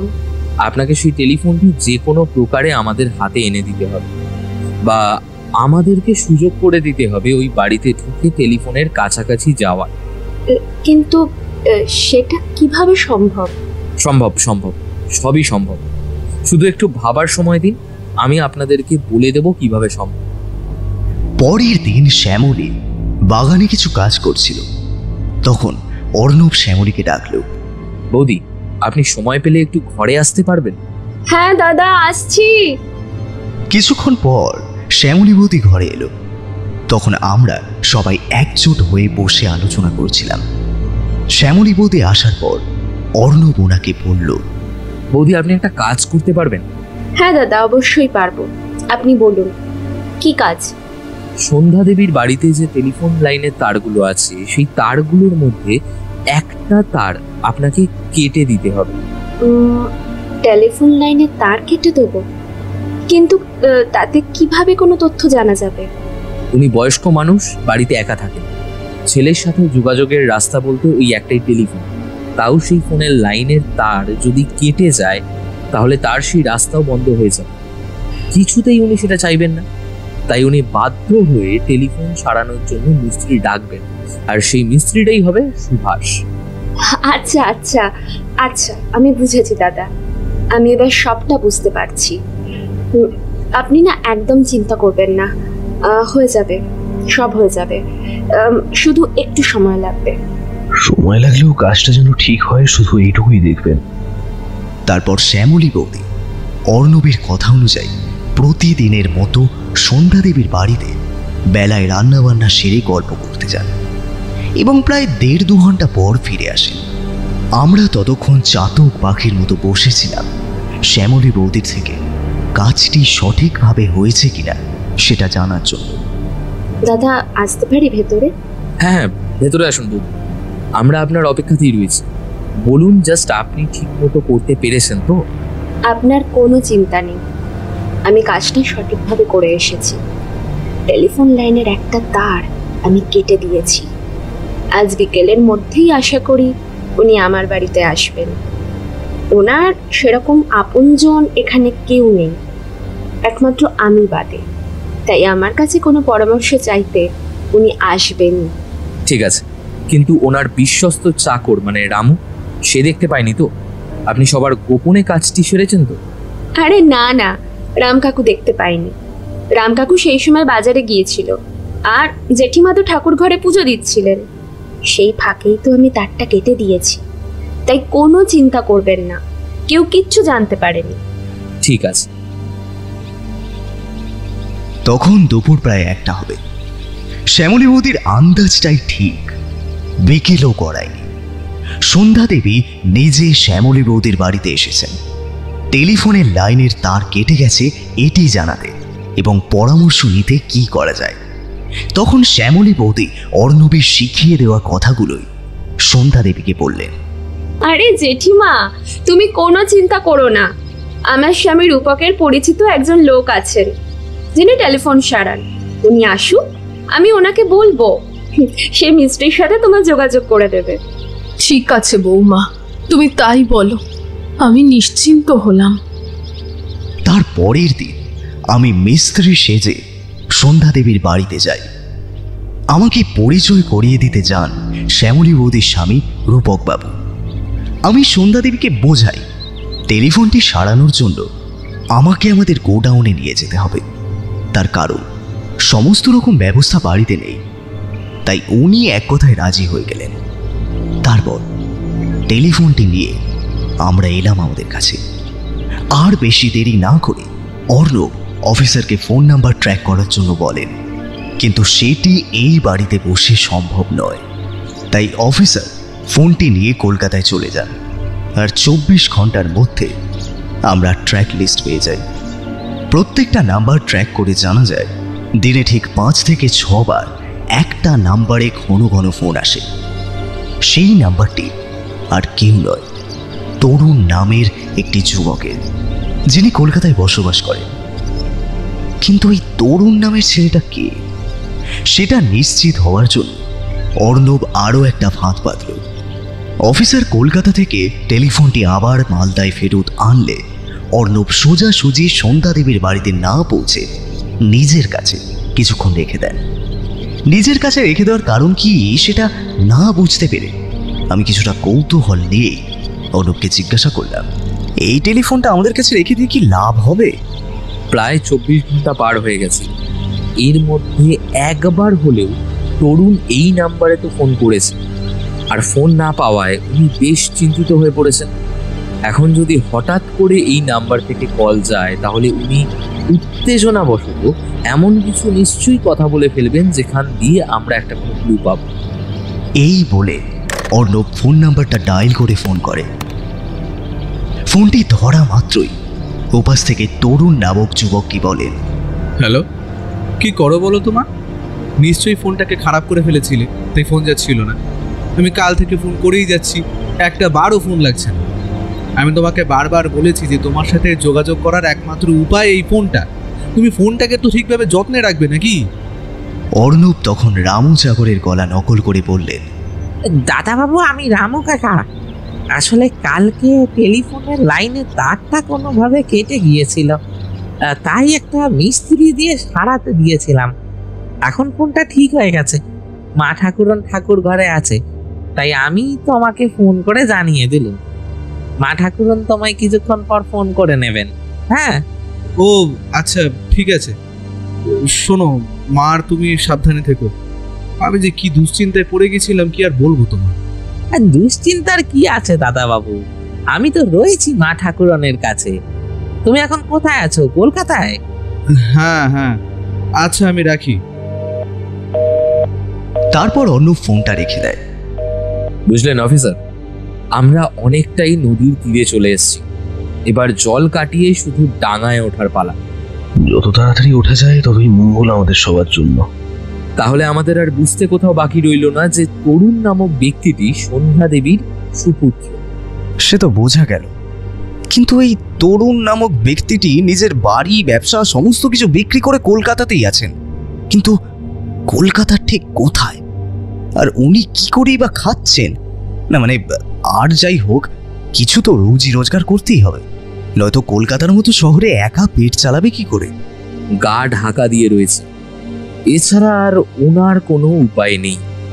কিন্তু এই ঢাকাটাকে সরিয়ে আসল রূপটাই আমাদের সামনে আনতে হবে। অফিসার, এই নাম্বারটির এক্স্যাক্ট লোকেশনটা কোথায়? এই নাম্বারের লোকেশন ট্র্যাক করে যতদূর জানা গেছে, এই ব্যক্তিটির লোকেশন কলকাতার পার্ক স্ট্রিটের আশেপাশে। এছাড়াও আমরা পুলিশি তলব করে জানতে পেরেছি উনি বর্তমানে একটি ফ্ল্যাট ভাড়া নিয়ে থাকছেন, আর কলকাতাতেই একটি ইন্ডাস্ট্রিয়াল কোম্পানিতে একটা মোটা অঙ্কের টাকার চাকরি জুগিয়েছেন। কোম্পানির নাম কি? দি রেহান এন্টারপ্রাইজেস। এই কোম্পানিতে নানান রকম মশলাপাতি তৈরি হয়, যা দেশ বিদেশে রপ্তানি করা হয়। বর্তমানে এই কোম্পানির চেয়ারম্যান তরুণ রায়। তার মানে পার্ক স্ট্রিট থেকে বিধাননগর স্টেশনের কাছাকাছি কোনো এলাকা, খুব একটা বেশি দূরত্ব নয়, তাই তো সুভাষ? না, একটা ট্রেনেই পৌঁছে যাওয়া যায়। একদম ঠিক। আর খুনগুলো ঘটেছে বিধাননগর স্টেশনের আশেপাশের কোনো এলাকায়। আচ্ছা অফিসার, আপনি আমাকে একটা দ্য রেহান এন্টারপ্রাইজ কোম্পানির সমস্ত এমপ্লয়ীদের ডিটেলস জোগাড় করে দিতে পারবেন? হ্যাঁ অবশ্যই, তবে সেটা করতে কিন্তু সময় লাগবে। কিন্তু ডিটেলস নিয়ে কি হবে? যে কোনো কথার ওপর ভিত্তি করে তো আর এগোনো যায় না। সেই কোম্পানিতে যখন তরুণ নামের কেউ চাকরি করছে জানা গেছে, তার মানে এমপ্লয়ি ডিটেলসে তরুণ নাম অবশ্যই থাকবে। আমাদের কংক্রিট প্রমাণ দরকার, সেটা জানার জন্যই বলছি। 24 ঘন্টা টাইমের মধ্যে আশা করি ডিটেলসও পাওয়া যাবে। আপনি চেষ্টা করুন, আপনার ফোর্সদের ইনস্ট্রাকশন দিন। অর্ণবের কথা মতো অফিসার তার ফোর্সদের ইনস্ট্রাকশন দেন কোম্পানি ডিটেলস বের করার জন্য। যথারীতি 24 ঘন্টার মধ্যে সেই সমস্ত ডিটেলস অফিসারের হাতে এসে পৌঁছায়। সেই ডিটেলসে তরুণ রায় নামক এক ব্যক্তির নাম পাওয়া যায়, যিনি ওই কোম্পানির ব্যাক অফিস চেয়ারম্যানের পদে রয়েছেন। ধন্যবাদ অফিসার, আপনি এবং আপনার ফোর্স ছাড়া অল্প সময়ের মধ্যে এত ডিটেলস বার করা অসম্ভব হয়ে পড়ল। Really thank you. না না অনুবাবু, আমায় ধন্যবাদ দেওয়ার মতো কিছু হয়নি। আপনি শুধু দেখুন এই খুনিকে যাতে ধরতে পারা যায়, সেটাই আমার কাছে সবচেয়ে বড় ধন্যবাদ হবে। এইসব কথাবার্তা এবং আরও বিভিন্ন রকম কাজ করতে করতে কেটে যায় সেই দিনটা। রাত্রি যে যার মতো আমরা খাওয়া দাওয়া সেরে শুয়ে পড়ি। তারপর ঘুম ভাঙলো একটা ফোন করে। তখন প্রায় ভোর 5টা। অফিসার ফোন ধরে কথা বলেন, কিন্তু ওনার কথোপকথন শুনে বোঝা যাচ্ছিল যে আরও একটা দুর্ঘটনা ঘটেছে। তারপর উনি ফোনটা রেখে আমাদের বলেন, মাথায় বাজ পড়ার মতো একটা ঘটনা ঘটেছে। কলকাতার প্রাণকেন্দ্রে 11:45-এর আশেপাশে বিধাননগর স্টেশনের কাছে একটা এলাকাতে আরও একটা নৃশংসভাবে খুন হয়েছে। খুনের ধরন এক, এবং খুনের পাশে সেই 1945 সালের একটা টিকিট পড়ে রয়েছে। অফিসার, আমি বোধহয় অনেকটাই আন্দাজ করতে পারছি এই খুনটা কার হয়েছে, তবে আন্দাজে তো আর কিছু প্রমাণ হয় না। তাই নিশ্চিত হওয়ার জন্য স্পটে আমাদেরকে যেতে হবে। একটা কাজ করো তো সুভাষ, তুমি এখানেই থাকো, আমি আর অফিসার রওনা হচ্ছি। আশা করি রাতের মধ্যে ফিরে আসবো, আর এখান থেকে কোনো কিছু খবর পাওয়া গেলে তা তুমি আমাকে জানিও। এই বলে ওনারা কলকাতার পথে রওনা দেন, আর আমি সারাদিন এখানেই ছিলাম। চারপাশ থেকে আরও খোঁজখবর নেওয়ার চেষ্টা চালাচ্ছিলাম। তার মধ্যে রাত হয়ে যায়। অর্ণব আর অফিসার ফিরে আসেন। যথারীতি আমি শ্যামলী বৌদি ও রূপকবাবু পর্যন্ত উৎসুক হয়ে বসেছিলাম ঘটনার রহস্যটা জানার জন্য। তাই বেশি দেরি না করে এবং অফিসার বলতে শুরু করলেন, বুঝলে সুভাষ, আর কেউ নয়, স্বয়ং বিশ্বজিৎ চৌধুরী খুন হয়েছেন। ওনার স্ত্রী এবং ছেলেকে নিয়ে উনি মুম্বাই যাওয়ার পরিকল্পনা করেছিলেন। দেবনারায়ণ বসুর কাছে সে কথা বলেছিলেন, কিন্তু যাত্রা শুরু হওয়ার আগেই সব শেষ হয়ে যায়। বিধাননগর স্টেশনের কাছে উনি খুন হন, কিন্তু সেই সময় ওনার স্ত্রী এবং ছেলে ওনার সাথে ছিলেন না। এটা কেমন ভাবে হয়? ওনারা 3 জন একসাথেই ছিলেন, অথচ খুন যখন হলো ওনার স্ত্রী আর ছেলে তখন কোথায় ছিল? আরে দাদা, আপনার কি মনে হয় খুনি কি খুনটা সবার সামনে করবে? খুনটা হয়েছে স্টেশনের সামনে একটি রাস্তা। কিন্তু অত রাতে বিশ্বজিৎ বাবু একা স্টেশনের বাইরে রাস্তায় কি করছিলেন? ওনার স্ত্রী ও ছেলের কাছ থেকে জানা গেছে রমা দেবীর বাপের বাড়ি বিধাননগর স্টেশনের আশেপাশে। উনি আর ওনার ছেলে আবির বাপের বাড়িতেই ছিলেন, আর বিশ্বজিৎ বাবু ক্লাব থেকে ফিরছিলেন। ট্রেনটি ছিল বিধাননগর স্টেশন থেকে। সময় ছিল রাত 12টা, তাই 12টার আগেই প্ল্যাটফর্মে পৌঁছতে হবে। যথারীতি রমা দেবী আবিরকে নিয়ে প্ল্যাটফর্মে বসে অপেক্ষা করছিলেন বিশ্বজিৎ বাবুর আসার, আর বিশ্বজিৎ বাবু ক্লাব থেকে একটি ট্যাক্সি করে স্টেশনে এসেছিলেন। ট্যাক্সি থেকে নামার পর প্ল্যাটফর্মে পৌঁছানোর জন্য হাঁটা লাগালেন তিনি, এবং সেই সময় রাস্তায় খুন হয় বিশ্বজিৎ চৌধুরী। তার মানে খুনি জানতেন বিশ্বজিৎ বাবু মুম্বাই পালাচ্ছেন, এবং তার ট্রেনের টাইম যেমন ছিল সেই হিসাবে তিনি ক্লাব থেকে স্টেশনে ফিরেছিলেন। তাই সেই সুযোগে খুনটা খুনি করেই ফেললেন। ঠিক ধরেছ। আমি বারবার বিশ্বজিৎ বাবুকে বারণ করেছিলাম বাড়ি থেকে না বেরোতে, কারণ আমি এরকম কিছুই সন্দেহ করেছিলাম।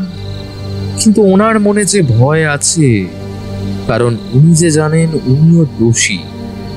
নীলকমল বাবু বিপ্লব সর্দারের মতো ঠিক একইভাবে নিজের প্রাণ বাঁচাতে পালাতে চেয়েছিলেন দেবনারায়ণ বসুর কাছে। তার কারণ দেবনারায়ণ বসু খুনির থেকে লক্ষ যোজন দূরে রয়েছে। সবই তো বুঝলাম, কিন্তু বিশ্বজিৎ চৌধুরী অত রাত্রে ক্লাবে কিসের জন্য গিয়েছিলেন? সেটা সঠিকভাবে না জানা গেলেও তবে এইটুকু নিশ্চিত তিনি ক্লাবেই গিয়েছিলেন, তার কারণ রমা দেবী আমাদেরকে সেই কথাই বলেছেন। কিন্তু এখন কি হবে? 1 মাসের মধ্যে কলকাতায় 3-3টে খুন হয়ে গেল, আর আমরা এখনো খুনির টিকিটিও খুঁজে পেলাম না। আচ্ছা, খুনি কি এবার তবে টার্গেট দেবনারায়ণ বসু? আপাতত তাই মনে হচ্ছে, কিন্তু এই খুনটা যে আমাদেরকে আটকাতেই হবে। না, বুঝলে সুভাষ, এবার আমাদেরকে নড়ে চড়ে বসতেই হবে। অনেক হয়ে গেছে, আর না। কিন্তু আমরা কিভাবে ধরবো খুনিকে? আমায় একটু ভাবতে সময় দাও সুভাষ। আমি কিছু না কিছু একটা উপায় ঠিক বার করব, আর সেটা যত শীঘ্রই সম্ভব। বেশ, তবে তাই হোক। সেদিন রাতও কেটে গেল। এখানে বলে রাখা ভালো, আমি শ্যামলী বৌদির সাহায্যে খবর পেয়েছিলাম যে সন্ধ্যা দেবীর ব্যাংক অ্যাকাউন্টের সাথে জয়েন্ট অ্যাকাউন্ট আছে ওনার ছেলে অর্থাৎ অনিল রায়। সেই ব্যাংকটি অবস্থিত মালদাতে, এই গ্রাম থেকে প্রায় 20 মিনিট দূরত্বে। সেটি আমি তখন অর্ণবকে জানাতে ভুলে গেলেও পরে শোয়ার সময় বলি। পরের দিন সকালে অর্ণব আমাদের তার পরিকল্পনা বলে। তারপর ওর পরিকল্পনা অনুযায়ী আমি কাজ শুরু করি। প্রথম পদক্ষেপ হয় আমি ব্যাংক ম্যানেজার সেজে সন্ধ্যা দেবীকে ফোন করি। তারপর ওনাকে বলি, হ্যালো, আপনি সন্ধ্যা রায় বলছেন তো? হ্যাঁ, কিন্তু আপনাকে তো ঠিক চিনতে পারলাম না। নমস্কার, আমি ব্যাংক থেকে কথা বলছি। আপনার ব্যাংকে কিছু সমস্যা হয়েছে, সেই কারণেই আপনাকে ফোন করা। আপনি পারলে কাল একবার ব্যাংকে আসবেন। ও হ্যাঁ, আপনার ব্যাংকে জয়েন্ট বই আছে তো আপনার ছেলে অনিল রায়ের সাথে? হ্যাঁ আছে, তবে বাবা আমি তো এসব বিষয়ে কিছু জানি না, আর আমার ছেলেও এই মুহূর্তে বাড়িতে নেই, তাই ও না আসা অবধি আমি যেতে পারবো না। ঠিক আছে, তবে তাই আসুন, কিন্তু 2 দিনের মধ্যেই আসবেন, নয়তো আপনার পেনশনের টাকা কিন্তু ঢুকবে না। তখন এসে ব্যাংকে হুজ্জুতি করবেন না। এই বলে আমি ফোন রেখে দিলাম। আমার সামনে অর্ণব, অফিসার দিব্যেন্দু সেন আর শ্যামলী বৌদি উপস্থিত ছিলেন। খুব ভালো অভিনয় করেছো সুভাষ, ভেরি গুড। তাহলে এরপর আমাদের দ্বিতীয় পদক্ষেপ কি? সময় হলেই জানতে পারবে। আর শ্যামলী বৌদি, তুমি খোঁজ নেওয়ার চেষ্টা করবে অনিল সন্ধ্যা দেবীকে ফোন করে ঠিক কি কি বলেছে। আশা করি 2 দিনের মধ্যে আসবেই। কিন্তু তুমি তো নিশ্চিতভাবে বলছো কি করে অর্ণব? মাস শেষ হতে আর 2 দিন বাকি। সন্ধ্যা দেবীর স্বামী সরকারি চাকরি করতেন, তাই সরকারি মতে মাসের 1 তারিখেই পেনশনের টাকা ঢোকে ব্যাংকে। আর সেই টাকার অঙ্ক অনেকটাই। এত টাকা আটকে যাবে এটা কিছুতেই হতে দেবে না অনিল, আর সেই কারণেই সে আসবে। আর তাছাড়াও নিজের নাম পরিচয় পাল্টে কলকাতায় থাকলেও এখানে তা হবে না। আর যাই হোক, নিজের মায়ের কাছে নকল পরিচয় আসতে পারবেন। আর সন্ধ্যা দেবী ওনার ছেলের এই কুকর্মের কথা জানেন না, তাই অন্য নাম হারিয়ে আসার কোনো ব্যাপার নেই। আর এর থেকেও বড় কথা, জয়েন্ট অ্যাকাউন্ট যখন ওনার আছে তখন আসল পরিচয়পত্রই আছে, যেটি ওনার মায়ের কাছেই হয়তো আছে। আচ্ছা আচ্ছা, বুঝেছি। এবার সবটা জলের মতো পরিষ্কার হলো। বিকালে শ্যামলী বৌদি সন্ধ্যা দেবীর থেকে খবর আনেন অনিল কাল রাতে ফিরবে। পরের দিন বেলায় অর্ণব, আমি, অফিসার সেই ব্যাংকে যাই ম্যানেজারের সাথে কথা বলতে। সবকিছু আইনি মতে কাজ হবে, তাই ব্যাংক থেকে পারমিশন নেওয়া জরুরি। অফিসার আর অর্ণব নিজের পরিচয় জানিয়ে সব ঘটনা বললে ব্যাংক কর্তৃপক্ষ কাজ করতে রাজি হয়। কথা মতো পরের দিন বেলায় আমরা সময় মতো পৌঁছে যাই ব্যাংকে, এবং ব্যাংকের বাইরে সিভিল ড্রেসে পুলিশ দাঁড়িয়ে থাকে এবং তাদের হাতে থাকে 5 বছর আগের অনিল রায়ের ছবি। সবাইকে সাফ ইনস্ট্রাকশন দেওয়া হয়, এই ছবির সাথে কারোর মুখের মিল দেখলে যেন আমাদের খবর দেওয়া হয়, আর আমরা থাকি আশেপাশে। ততদিনে ছোট কিপ্যাড ফোন বাজারে এসে যাওয়ার সুবাদে শ্যামলী বৌদি আমাদের ফোনের মাধ্যমে জানান বাড়ি থেকে সন্ধ্যা দেবী ও অনিল রায় বেরিয়ে গেছে। 20 মিনিট মতো আসতে সময় লাগে ব্যাংকে। সেই সময় মতো আন্দাজ করে ব্যাংক ম্যানেজারকে আমরা সমস্ত কিছু বুঝিয়ে বলে দিই, আর উনি যথারীতি কাউন্টারে ব্যাংক কর্মীকে সরিয়ে দেন কিছু সময়ের জন্য। সেই সময় একজন মধ্যবয়সী লোক, প্রায় 50-এর ওপর বয়স হবে, পরনে ছিল একটি সাদা রঙের পাঞ্জাবি ও ধুতি, গালে বিকৃত দাড়িতে পাকা চুলের আনাগোনা, চোখে ফ্রেম দেওয়া চশমা। ভারী কি গলায় কাউন্টারের চেয়ারে বসলেন। তিনি আর কেউ নন, গোয়েন্দা অর্ণব রায়। কিছুক্ষণের মধ্যেই আমাদের কাছে খবর আসে, ব্যাংকের গেটের সামনে রিক্সা থেকে নেমে এসেছেন একজন বৃদ্ধা এবং একজন লোক। যদিও 5 বছরের অনিলের সাথে হুবহু মিল না পেলেও কিছুটা মিল পাওয়া গেছে সেই লোকের। 1995 সালের অনিল যতটাই হ্যান্ডসাম ছিল, 2000 সালের অনিল ঠিক ততটাই সাদা মাটা গোছের রয়েছে। তার পরনে ছিল একটা শার্ট ও ঢোলা প্যান্ট, চোখে একটা হাই ফ্রেমের চশমা, মাথায় টুপি। কিন্তু যতই নিজের লোক বদলাক না কেন, তার উচ্চতা, চোখ, মুখের আকার আকৃতি তো বদলানোর কোনো উপায় নেই অনিলের কাছে। তাই নিজের আসল রূপ নিয়ে মায়ের কাছে এসেছে সে। সন্ধ্যা দেবী আর অনিল রায় যথারীতি কাউন্টারের সামনে এসে দাঁড়ান।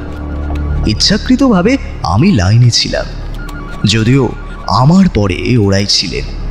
সেই সময় আর কাউকে ব্যাংকে প্রবেশ করার নিষেধ করে দেওয়া হয়েছিল। অর্ণব আমার থেকে চেকবুক নিয়ে 500 টাকা ফেললেন কাউন্টারে বসে। অনিল রায় কাউন্টারে বসে থাকা লোককে অর্থাৎ অর্ণবকে বললেন, স্যার, আমার মায়ের বইতে কি সমস্যা হয়েছে? ব্যাংক থেকে ফোন করে জানানো হয়েছিল, তাই এসেছি। ওই বইটা দেখি। অনিল রায় বইটি বের করে অর্ণবের হাতে দেয়। অর্ণব বইটি নিয়ে কম্পিউটারে প্রসেসে ফেলার ভান করে বলল, আপনার মায়ের সাথে এটা জয়েন্ট অ্যাকাউন্ট। এই অ্যাকাউন্টে কেওআইসি লিঙ্ক করানো নেই। এটি না করলে অ্যাকাউন্টে কোনো রকমের টাকা ঢুকবে না, এছাড়া ট্রানজাকশন করা যাবে না। কেওআইসি মানে কি বাবু? একটি নতুন নিয়ম চালু হয়েছে সরকার থেকে। আচ্ছা, এটা করার জন্য কি করতে হবে? একটি ফর্ম ফিল আপ করে তার সাথে আপনাদের দুজনের আধার কার্ড আর প্যান কার্ডের জেরক্স আর 1 কপি ছবি জমা দিতে হবে। অর্ণবের কথা মতন ওনারা ওখানেই বসে ফর্ম ফিল আপ করে ছবি সহ জমা দেন। আচ্ছা, এবার এই ফর্মের নিচের দিকে আপনারা সই করবেন। প্রথমে মা, পরে ছেলে। কিন্তু আমি যে সই করতে পারি না বাবা। কোনো অসুবিধা নেই, আপনি টিপ ছাপ দেবেন। অর্ণবের কথা মতো প্রথমে সন্ধ্যা দেবী টিপ ছাপ দেন এবং পরে অনিল সই করেন।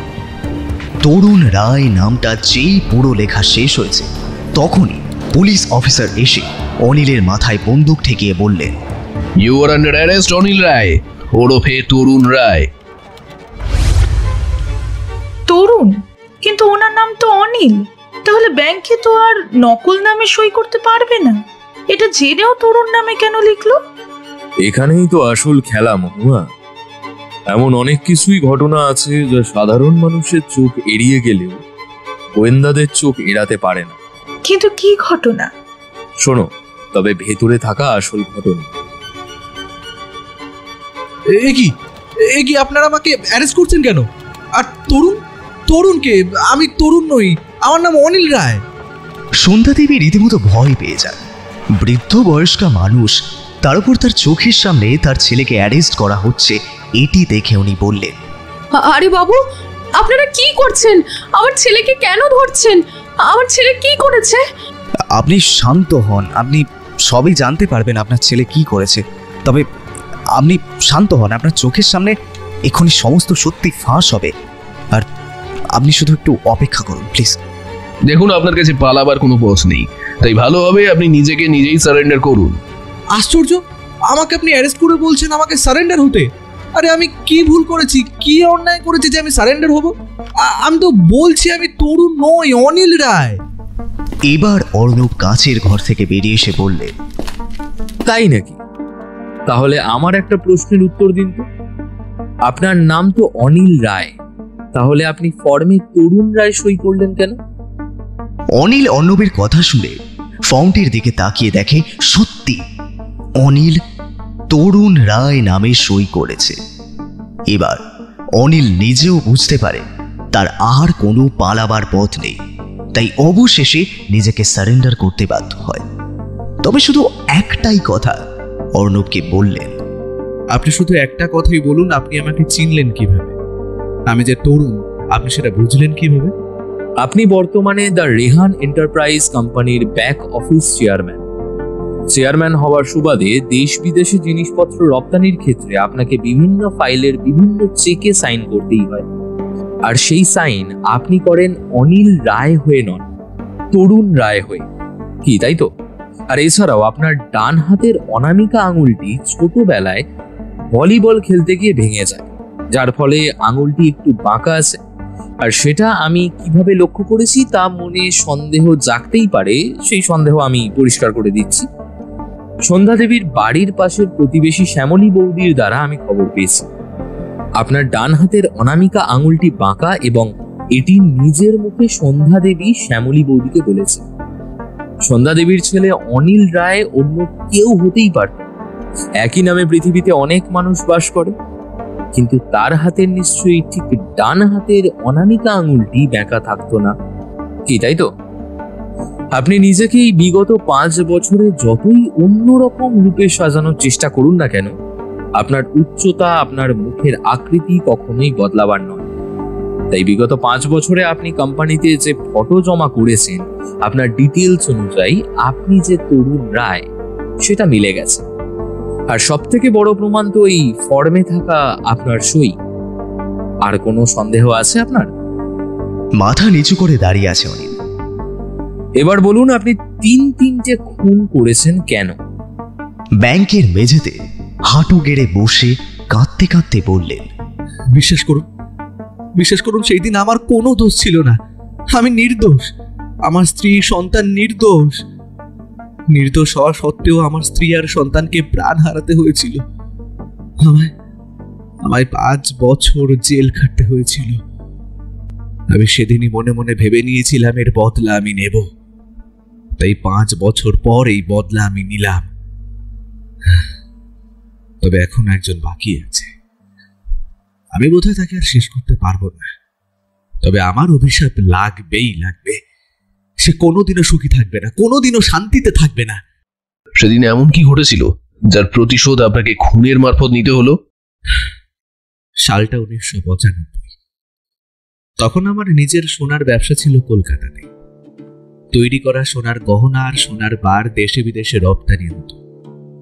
কাজের সূত্রেই আমি মুম্বাইতে যাচ্ছিলাম। আমার সাথে ছিল আমার স্ত্রী আর মেয়ে। 9 মে কলকাতা মুম্বাইগামী ট্রেনের এক কামরায় উঠি। আমরা 3 জনে বেশ ভালোভাবেই ফিরছিলাম। রাত পেরিয়ে পরদিন 10 মে দিনটি আসে। ট্রেন কল্যাণী স্টেশন সবে ছাড়িয়েছে। তখন আমি নিশ্চিত হয়ে বুঝতে পারি ওই কামরায় আমরা 3 জন ছাড়া আর যে 4 জন লোক ছিল তারা সোনা পাচার কাণ্ডের সাথে যুক্ত। সারা রাত আমি তাদের আচরণ দেখে সন্দেহ করলেও নিশ্চিত হয়েছি 10 মে রাত 10:10 ওরা কোনোভাবে জানতে পেরেছিল মুম্বাই স্টেশনে ট্রেন থামলে প্ল্যাটফর্মে টিটি ব্যাগ চেক করতে পারে, বা প্ল্যাটফর্মের নিয়ম অনুযায়ী বিভিন্ন মেশিন দ্বারা চেক করলে ধরা পড়ে যেতে পারে। তাই তারা তড়িঘড়ি 2 জন ট্রলি ব্যাগ থেকে কাপড়ে মোড়া কিছু একটা বার করে নিয়ে যায় ট্রেনের বাথরুমে। বাথরুম থেকে ফেরার সময় দেখি ওদের হাতে কাপড়ে মোড়া জিনিসের বদলে একটা সবজির ব্যাগ, যাতে ভর্তি সবজি আছে দেখা যাচ্ছে তা। শুধু এটাই নয়, ওদের হাতে কিছু একটা সোনালী রঙের চকচক করছিল। ভালোভাবে লক্ষ্য করে বুঝতে পারি ওটা সোনার বারের গুঁড়ো। আমার সোনার ব্যবসা থাকায় আমি সোনার বারের গুঁড়ো কেমন হয় তা খুব ভালো করেই চিনি। তাই আর এক মুহূর্ত সময় নষ্ট না করে আমি তৎক্ষণাৎ মুম্বাই আরপিএফ পুলিশকে ফোন করি। আর সেটা ওরা কোনোভাবে বুঝতে পেরে আমার মাথায় বন্দুক ঠেকিয়ে আমায় হুমকি দিয়ে বলে আমি যদি সব শক্তি ফাঁস করে দিই তবে ওরা আমায় প্রাণে মেরে ফেলবে। কিন্তু আমি অন্যায় সহ্য করতে কোনোদিনই পারি। কলকাতা থেকে এভাবে বেআইনি মতে সোনার বার পাচার হয়ে যাবে আমার নিজের চোখে, সেটা তো আমি মেনে নিতে পারিনি। আমি হার মানতে রাজি না হওয়ায় ধস্তাধস্তি শুরু হয়ে যায়।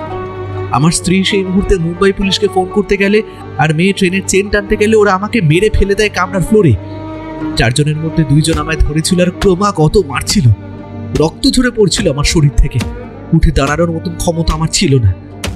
সেই সময় আর একজনের সবজির ব্যাগে থাকা সমস্ত সোনার বার আমার ট্রলি ব্যাগে ট্রান্সফার করে দেয়। আর একজন আমার স্ত্রী ও মেয়েকে ছুরি দিয়ে খুন করে। তারপর ওদেরকে চলন্ত ট্রেন থেকে বাইরের ঘন জঙ্গলে ছুঁড়ে ফেলে দেয়।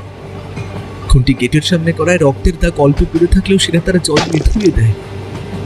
আমি সামনে থেকে কিচ্ছু করতে পারিনি। ইতিমধ্যে ট্রেন মুম্বাই স্টেশনে ঢুকতে শুরু করেছে। ট্রেন থামার পর পুলিশ ও রেল কর্তৃপক্ষ এলে ওরা প্রমাণ করে দেয় যে আমি সোনার বার পাচারকাণ্ডে যুক্ত। আমার কাছে আইনিভাবে সোনা রপ্তানির বৈধ তথ্য না থাকায় সোনা পাচারকাণ্ডে আমায় অপরাধী হিসেবে পুলিশ জেলে বন্দী করে দেয়। কোর্টে কেস ওঠে, যথারীতি আমি দোষী সাব্যস্ত হই আর আসামি তকমা পাই। 5 বছর যাবজ্জীবন কারাদণ্ড হয় আমার। 5 বছর জেল খেটে বেরিয়ে আসার পর আমার টার্গেট হয় নীলকমল দে, বিপ্লব সর্দার, বিশ্বজিৎ চৌধুরী আর দেবনারায়ণ বসু। 5 বছর পর জেল থেকে বেরিয়ে 5 মাসের মধ্যে আমি এদের পরিচয় এবং অন্যান্য ডিটেলস জোগাড় করতে সক্ষম হই। কে কি করে, কখন কোথায় যায়, কার কার সাথে যোগাযোগ করে, সমস্ত কিছু জানার পর আসল সত্যি আমি জানতে পারি। আসল সত্যিটা কি? এরা 4 জন মুম্বাইয়ের স্লিপার সেল সংস্থার কর্মের সঙ্গে যুক্ত।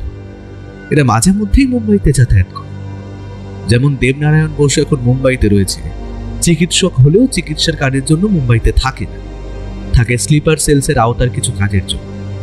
নীলকমল বাবু ব্যাংকের ম্যানেজার হওয়ার সুবাদে সেই ব্যাংকে যখন যা সোনার বার রক্ষিত থাকতো তার হিসেব ওনার কাছেই থাকতো।